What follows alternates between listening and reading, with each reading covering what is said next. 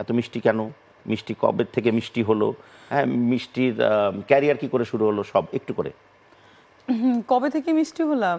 ছোটবেলায় আম্মুই তো নাম রাখছে, আব্বু আম্মু, তখন থেকে মিষ্টি। হ্যাঁ, আম্মু রেখেছে স্পেশালি। আচ্ছা, আব্বু রাখিনি, আব্বু জান্নাত রেখেছে। আচ্ছা, বা দুজনের নামটাই রাখা হয়েছে, মিষ্টি অ্যান্ড জান্নাত, সেখান থেকে মিষ্টি জান্নাত। তো মিষ্টি জান্নাতের ছেলেবেলা কোথায় কেটেছে, মানে মেয়েবেলা? মেয়েবেলা খুলনা।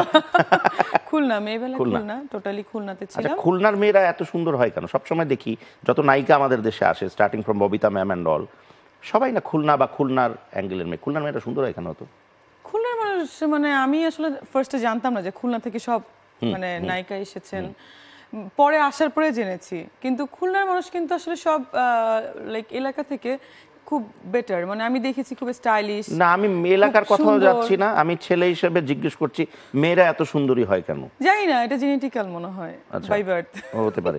কারণ যত খুলনার মেয়েই দেখি, অনেক জায়গারই মেয়ে দেখার সৌভাগ্য হয়েছে, মানে বিভিন্ন অনুষ্ঠান। কোথায় ভাবির বাসা ঢাকাতেই। বলছো পরে ভাবি বলবে তুমি। না না, ভাবি জানে যে আমি সব জায়গা ঘুরে টুরে তারপরে এক জায়গায় স্থায়ী হয়েছি। তোমার ভালো লেগেছে ঢাকা? আমার হয়ে গেছে ঢাকা। না, ঢাকা ওটা হয়ে গেছে পারিবারিক, ভালো খারাপ থাকে। হ্যাঁ। তো এখন প্রশ্ন হচ্ছে যে খুলনায় মিষ্টির যে জীবনটা ছিল, ছেলেবেলাটা, মেয়েবেলাটা, সেটা কিরকম কেটেছে, গল্পটা একটু শুনি। খুলনাতে খুবই ভালো কেটেছে। আমি এসএসসি পাস করেছি খুলনা থেকে, এইচএসসি করেছি খুলনা থেকে। কিন্তু আমি যখন এসএসসি পাস করার পরপরই আর কি মিডিয়াতে ঢুকি, তো ওইখান থেকে মানে আসা যাওয়া ছিল ঢাকাতে। সেখান থেকে কিভাবে কি হয়ে গেল, মানে ফার্স্টে কিভাবে কি হলো এটাই তো জানতে চাই।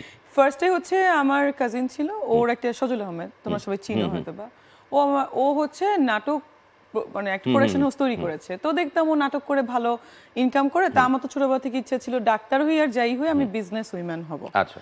তো ওরে বলতাম যে কত করে মানে নাটকের কস্টিং, ও বলতো যে 2 লাখ টাকা ইনভেস্ট করলে 40,000 টাকা প্রফিট পাওয়া যায়। 20,000 তোর 20,000 আমার, মানে কাজিন তো, ওরও তো এত এজ না, ও ছোট ছিল। তা আমি আচ্ছা ঠিক আছে চল, পরে মাছরাঙাতে আমার মাছরাঙার জন্য অনেকগুলো প্রজেক্ট করলাম আমরা, মাছরাঙা আর টিভি। তো করলাম, দেখি যে আরে 2 লাখ টাকা ইনভেস্ট, আমি ফার্স্ট ইনভেস্ট করলাম। আমি অ্যাক্টিং করি নাই, আমি অ্যাজ এ প্রোডিউসার আমি ইনভেস্ট করেছি। ওই নাটকে কে ছিল, মিমাপু অথবা শকাপু ছিল, মানে আমার খুব ফেভারিট যারা যারা, সবাইকে নিয়ে নিয়ে আমি কাজ করছি আমার হাউসে। তো এইভাবে দেখলাম যে না ভালোই তো করা যায়। এই করতে করতে হাউসটা একটু বড় হলো, শকাপু, মিমাপু, সারিকা আপু, নওশিন আপু, ভাইয়াদের মধ্যে শ্যামল ভাই, সবাই, সজল ভাইয়া, সবাই কাজ করছে। তো আমিন ভাইয়া, আমিন খান। তো এইভাবে গেলাম। পরে হচ্ছে আমাদের একটা টিভিসি শুটিং হবে, তো ওরা বললো সারি কাপুরকে নিতে। আমার আবার ছোটবেলা থেকে সারি কাপুরে খুব ভালো লাগে। মানে আমার ইচ্ছা ছিল বাংলালিং দেশের অ্যাড দেখে যে আমি মডেলিং করতে পারি, সারি কাপুর মতো এরকম একটু নাচ টাচ করবো এরকম। তো এই হচ্ছে ব্যাপার। ওই আমি মানে স্কুলে তখন, তো পরে বলছে আমার যে ক্লায়েন্ট এসে বলে যে একটা জুয়েলারি ক্লায়েন্ট, যে উনি যেহেতু শিডিউল ফাঁসাতে চাচ্ছে বা এরকম দিতে চাচ্ছে না, আপনিই করে ফেলেন। আমি তো বুঝি না, বলে না আপনি পারবেন করে, ফটোশুটই তো।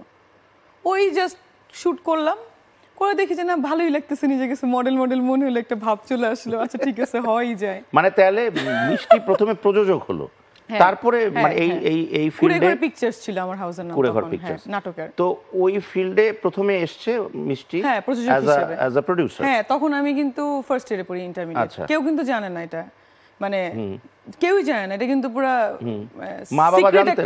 হ্যাঁ, আম্মুর কাছ থেকে তো টাকাটা নিছিলাম। আম্মুরে বলছি যে তুমি কি চাও আমি বিজনেস করি? তো বলে হ্যাঁ। আমি টাকা দাও, 2 লাখ টাকা দাও। কেন? আমি না তুমি দাও, আমার এনি হাও লাগবে, তোমাকে প্রফিট দিব, টাকাও ফেরত দেব।